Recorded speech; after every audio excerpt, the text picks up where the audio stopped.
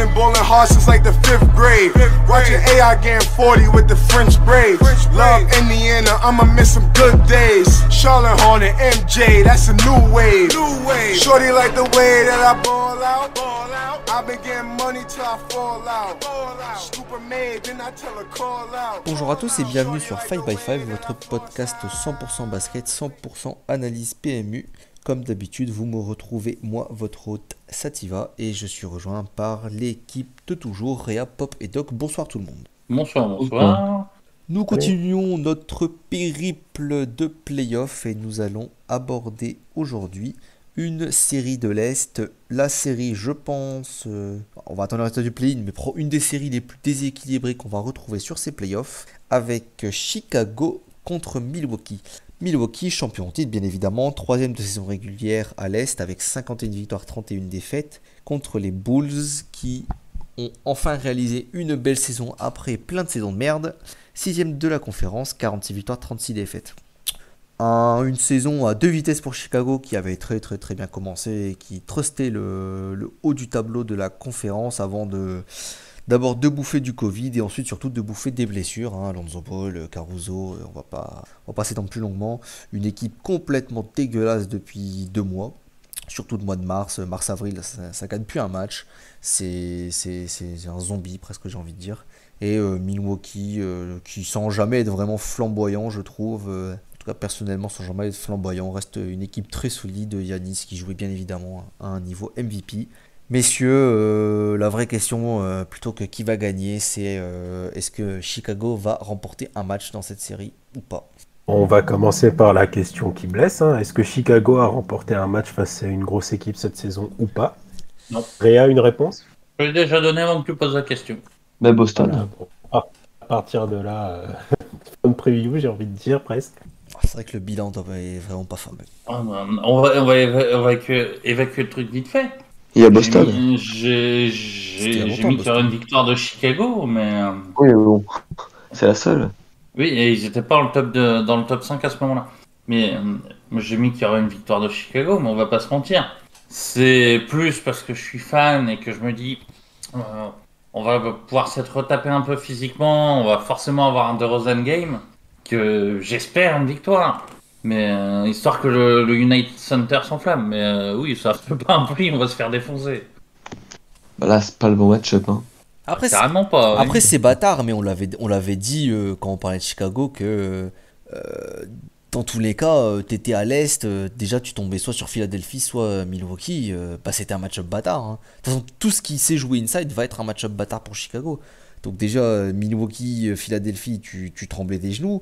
Mais c'est con, mais même Cleveland qui est en dessous, ça pouvait casser les couilles. Toronto, ça allait forcément casser les couilles. Miami à Adebayo, fallait quand même se le farcir, etc. En fait, il y avait beaucoup de match-up dégueux. Et clairement, ils ont tiré probablement le pire. En tout cas, dans le top 2 avec cette fille. Mais c'est très probablement le pire. Non, on va pas se mentir. Regarde quand est-ce que l'équipe a commencé à partir en couille. Quand Lonzo s'est blessé. Quand tu perds Lonzo et Caruso, ton assise défensive extérieure déjà elle est complètement morte. Donc pour rattraper Vucevic qui est un défenseur passable pour être gentil, et DeRozan qui n'est pas un bon défenseur non plus, c'est sûr qu'il n'y a plus personne. En fait c'est ça, t'as plus personne pour rattraper les largesses défensives de ton équipe. Alors si en plus DeRozan doit mettre 40 points par match pour gagner une rencontre, même Lavine, j'ai pas mentionné, mais il a ses problèmes physiques lui aussi. Ben voilà. Non, puis non seulement Lonzo manque en défense, parce que justement, ce qui fait qu'on se sortait pas mal pendant la saison, c'est t'as Caruso qui arrête tout au niveau extérieur, ça c'est toujours le cas, même si en fin de saison c'était un peu difficile, parce qu'il n'était pas à 100%. Mais justement, comme t'avais l'assurance que Caruso stoppait une bonne partie des attaques d'en face, t'avais Lonzo qui, comme tu disais, pouvait aller assister de Williams, de Vucevic, de celui qui était dans la raquette. Or, on a plus ça, et comme on a plus ça, on perd aussi la principale force que nous apportait Lonzo avec le jeu en fast break. C'est comme là, il est plus là pour récupérer, relancer très vite. J'aime bien Yo, mais voilà, il y a encore un grand écart entre les deux, et donc ça nous complique défensivement, ça nous complique offensivement. Donc on se fatigue et puis on réussit moins bien, donc on se regarde. Bon, bah, on va la passer à Demar. Et Demar, il peut pas tout faire non plus. Après, l'important, on est en play-off. C'est ce qu'on espérait. J'avais dit en début de saison entre 4 et 6. On y est, c'est très bien. On sait les points améliorés dans l'effectif. C'est que du bonus. Comme je disais, j'espère juste qu'il va y avoir un match où on va enflammer le United Center, prendre le match, l'ambiance PO et tout ça. Mais voilà, on est dans tous les cas, même à 100%, on est moins fort qu'eux. Donc faut même le plus die-hard fan te dira c'est pas possible, on va se faire battre par Milwaukee. L'important c'est qu'on se batte sur le terrain. Doc, on t'a pas trop entendu sur le sujet. Est-ce que tu peux nous parler un petit peu quand même de la série? J'aurais pas grand-chose à rajouter sur ce qu'a dit Réa. Éventuellement, je suis pas tellement d'accord sur l'aspect blessure. Sur ce point-là, en fait, je trouve que c'est une excuse un petit peu trop facile côté Bulls. Enfin, même si ça aurait rien changé hein, avec les gars à 100%. Dans le sens où en début de saison, quand ça allait très bien côté Bulls, avec tout le monde qui était plus ou moins là, il y a eu un double affrontement face aux Sixers. Après, forcément, je suis biaisé, je regarde surtout les Sixers. Et dans ce double affrontement, en fait, les gros joueurs étaient là côté Bulls, mais juste ça n'a pas répondu présent. Dans un des deux matchs où Embiid n'est pas forcément là, donc tu peux dire c'est la présence dans la raquette qui pêche. En fait, l'équipe est en dessous des cadors, même à 100% en fait. Ah mais bien Et t'as sûr, eu une embellie. je suis tout à fait d'accord avec ça. Hein. C'est bien pour ça qu'on disait que beaucoup de match-ups seraient compliqués. Là j'essayais plus d'expliquer pourquoi on a autant torché sur le mois de mars.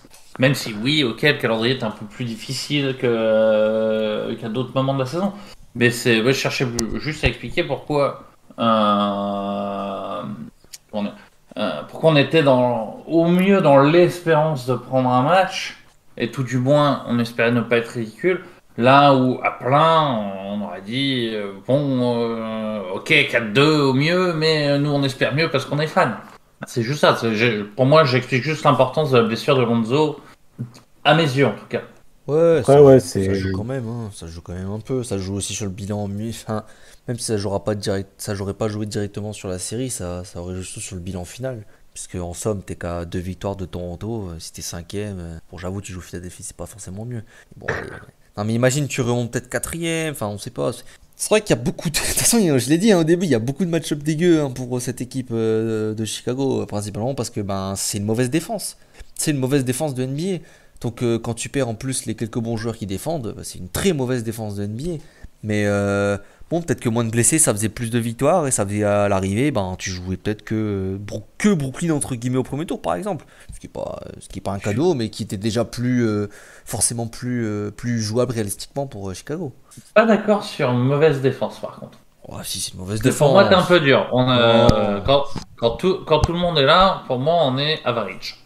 Ouais. Avec ce problème d'être faible à l'intérieur. Ouais, mais j'ai pas de problème. Ouais. Mais on a justement quand même une bonne partie de la saison, les résultats on les fait sur notre défense. c'est une défense régulière, c'est pas une défense. Ah, mais oui, ça j'ai pas de problème. Non, c'est juste que je trouvais que mauvaise c'était un peu exagéré. Ouais, ok. Ah bon.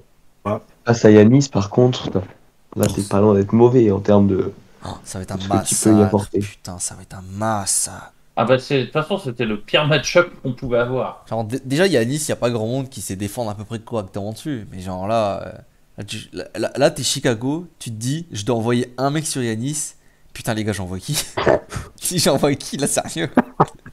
Honnêtement, Tu fais pile ou face. honnêtement, je pense qu'il va envoyer Pat Williams. Ah, c'est ce que Sauf que j'allais. Pat Williams n'a pas encore un match complet dans les jambes. Ouais, c'est ce que j'allais Oh le dire. pauvre. Ah, pardon, il n'a pas encore un match complet contre ce genre de star dans les jambes, vu qu'il est revenu il y a pas longtemps. Oh, non, mais au-delà du match complet, il lui rend 15 cm déjà, surtout. Oui, mais Déjà. le problème c'est que c'est potentiellement celui qui Vingtaine de défendra kilos. quand même le mieux dessus. Et puis c'est quand même pas un top défenseur, Pat Williams, quoi. Il a le potentiel de l'être, mais enfin, pour l'instant. Ah ouais, non, mais c'est. Non, mais c'est. Ah. C'est un top def. Hein. C'est un top def Pardon à Chicago. Ouais, Et moi aussi, je suis top def. potentiellement un Chicago. futur top def, mais oui, c'est un bon défenseur et un futur très bon défenseur en devenir. Non, mais c'est de l'illustration de toute la tristesse du match-up qui s'annonce, quoi. Genre, en général, quand t'affrontes ce genre de joueur, bon, t'as quelques options qui sont pas ouf, mais t'as des options quand même. Genre, on parlait dans notre podcast par exemple, de Toronto et de Philadelphie. T'as personne qui va arrêter Embiid, mais bon, tu te dis, allez, t'hésites pas trop, tu te dis, bon, allez, Siakam, vas-y. Là, putain, frère, littéralement, mais t'en vois qui? Mais qui va se taper Yanis dans cette série? De toute façon, on ne dit pas Pat Williams, mais je pense que ça va être pile ou face chacun son tour cette histoire, hein. Ouais. Il y aura du Bah, Javonte plus, Green plus- dessus à un moment, il y aura peut-être du Vucevic à un moment dessus. Ça va tourner parce qu'ils vont tous se faire atomiser. pour être plus exact, je pense que son garde du corps sera Pat Williams et qu'il va y avoir ils vont tenter des prises à deux. Avec Putain, mission à Caruso de bloquer au maximum soit Drew, soit Middleton. Je sais pas quel est le meilleur bloqué, je dirais Middleton.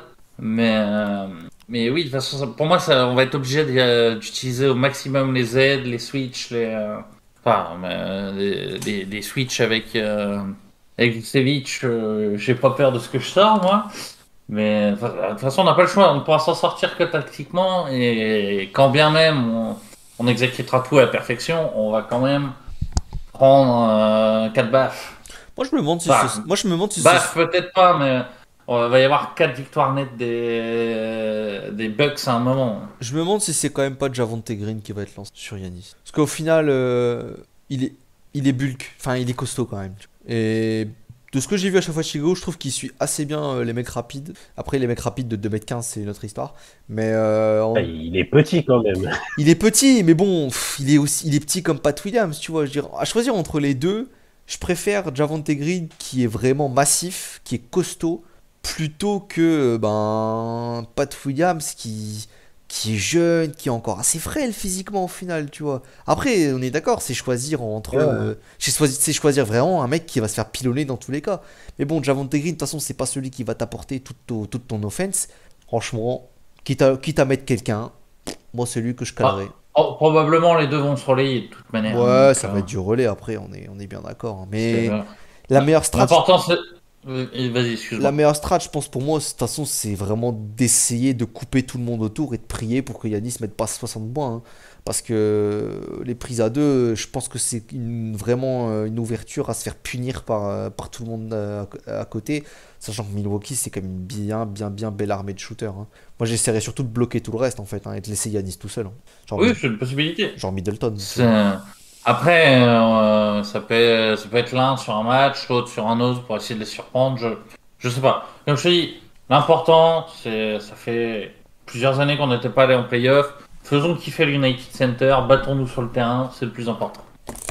De mon point de vue de fan. Non, mais De je mon pense. point de vue d'analyste, c'est Recta, ça va être plié très vite. Oui, non, mais personne se fait d'illusions, hein. J'ai pas vu un mec du camp Bulls réalistiquement penser qu'ils allaient gagner, hein. La seule attraction de ce tour, c'est juste Grayson Allen qui va voir Chicago, hein. C'est le seul intérêt, hein. C'est surtout Ah oui, une chose. je suis pas sûr qu'il aura le temps de voir Chicago. Il y en a quelques-uns qui veulent son scalp. Ah ouais, c'est le seul truc qui m'intéresse, hein. Je compte pas regarder un seul match de cette série, hein. Ça, c'est clair et net, hein. Ouais, tu ne suivras pas le live tweet que je vais tenter au 4ème match. Ah, ouais, au bout de 3 balles, je vais les faire forfait de toute façon.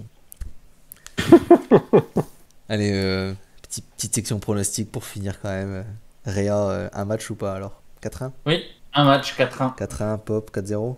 C'est une question, hein. On me signale dans l'oreillette que Pop ne Endormi. répond pas. Je crois qu'il dort sur son écran. Ce serait pas la première fois. Ce n'est pas grave, on va demander à Doc son pronostic d'abord du coup.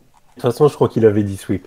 crois aussi. Moi, c'est sweep aussi. Par contre, côté Bulls, j'espère qu'ils vont pas faire l'erreur de se dire c'était une bonne saison, on repart avec ça, ça ira mieux l'an prochain sans les blessures. Il y a des vrais trucs à faire. Mar va pas être en feu comme ça cette saison. Il y a des vrais problèmes dans cette équipe. Et je pense que Karnisovas en a conscience. Bah vaut mieux, Et qu'une bonne partie des fans en a conscience aussi. vaut mieux. Faut mieux pas se voler la face. Faire. J'ai retrouvé le bracket de Pop, hein. Il avait bien mis Oui, comme pareil. il avait C'est mis ce que comme- j'allais dire. Ah voilà, tu vois. Et je vais confirmer le 4-0 aussi. Franchement, de toute façon, on est bien d'accord qu'à part un DeRozan game à 45 points, c'est sweep, hein. C'est sweep. Ah bah oui, Dans oui, un oui. en playoff, il faudra garder son carrière. Bah, c'est vrai qu'en plus, on n'a même pas touché au fond. Mais, enfin, Pop a blagué une fois dessus, mais enfin, DeRozan en playoff, c'est même pas l'assurance d'avoir des bons matchs, hein. Pas faux.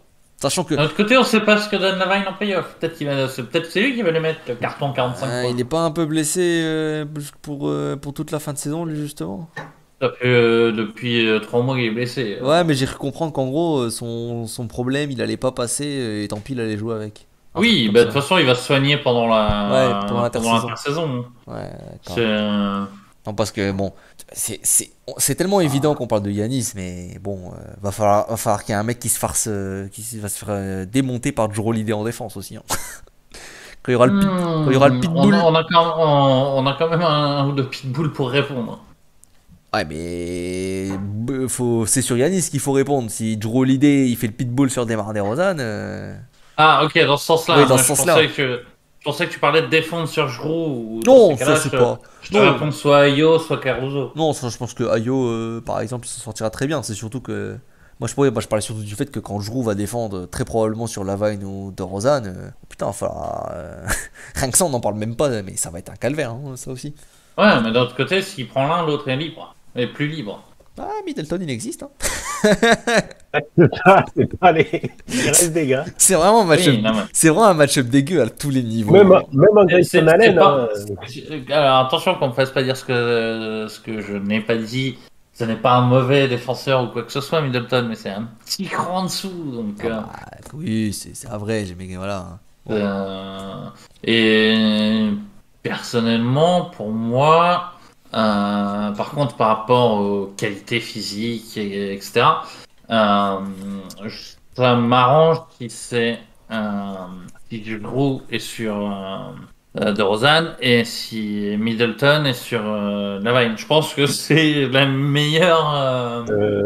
C'est pas Grayson Allen, à mon avis. Hein. Ouais, je Hmm. pense que ce sera Grayson Allen. Grayson Allen Lui- ou Wes Matthews. Lui, je vous ai déjà dit qu'il finissait pas la série. Ça, c'est autre chose. Bon, allez, on aura une première réponse dimanche. Dimanche dans la nuit, match 1 prévu à minuit 30, heure française. Disons qu'avec ça, vous saurez si dimanche prochain, il faut que vous ameniez les cornets de frites parce que je vais être salé. Exact. Allez, bonne soirée tout le monde et au revoir. Bonne soirée.